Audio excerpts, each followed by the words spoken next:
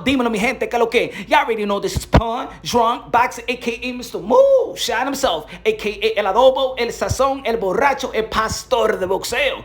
Ladies and gentlemen, Jose Taylor, the king in 140, and I understand people may not want to call him a king because his performance versus Jack Catterall was kind of iffy. You know what I'm saying? A lot of people felt that it was a robbery, but at the end of the day, he was undisputed. Now, and we know that recently he vacated the WBA, and now he has vacated one of the most prestige belt, or probably the most prestige belt in the sport of boxing, vacates the WBC strap. Now, y'all know, to be undisputed, man, you gotta have that moolah, you gotta have that money. Shit, you gotta be able to afford to be a unified, even that, an undisputed champion. That's 3%.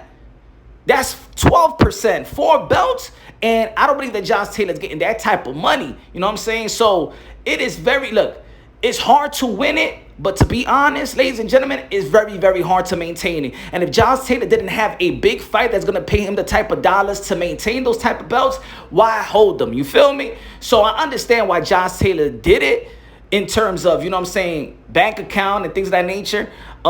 It's unfortunate that these belt federation is taking a lot of money off of these fighters. You know, the more that you accomplish, the more you got to pay back and things. And you the champion, you got to pay the most. That's strange, and I think that system needs to be fixed very, very fast, because we want the best to fight the best. But ladies and gentlemen, it's not. You got to remember, even the opponent, if an opponent wants to fight for a unification bout, or want to fight for a title, want to fight for undisputed, that opponent also got to pay the belt fee. Also, so let's say Jose Taylor was fighting Jose Ramirez for undisputed. Jose Ramirez will have to pay 4 belt fees as well just to challenge the champion. So in terms, a lot of people may want to be champions, but they're not prepared to afford. They can't afford to be a champion. Put it that way. That's some ish. But in the meantime, we're gonna have a great fight for the vacant WBC world title, and Jose Zepeda and versus Jose Ramirez, that is a good fight, good stylistic fight. I think it's gonna be a Barnes and Burn. I think these guys could stay in front and in front of each other and things of that nature, and do a lot of work. I think it's gonna be a very high impact action fight. Jose Zepeda, I remember several months ago, Jose Zepeda and Teofimo Lopez had a meeting, you know, for a fight. And Jose Zepeda wanted to wait for his title because he was a mandatory position as well at the WBC.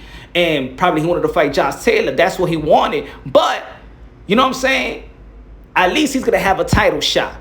And, you know, Jose Zepeda worked his way back up into the rankings. Jose Ramirez is still one of the best fighters, probably the second best or the third best in the 140-pound division. 140-pound division that is dangerous, is high octane. Yo, I think the 140-pound division is just as interesting as any division in the sport of boxing. So that fight is going to be good.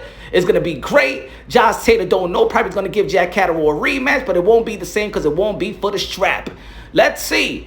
Let's see what's going to be next, but subscribe to the channel, smash the like button. Love you. God bless.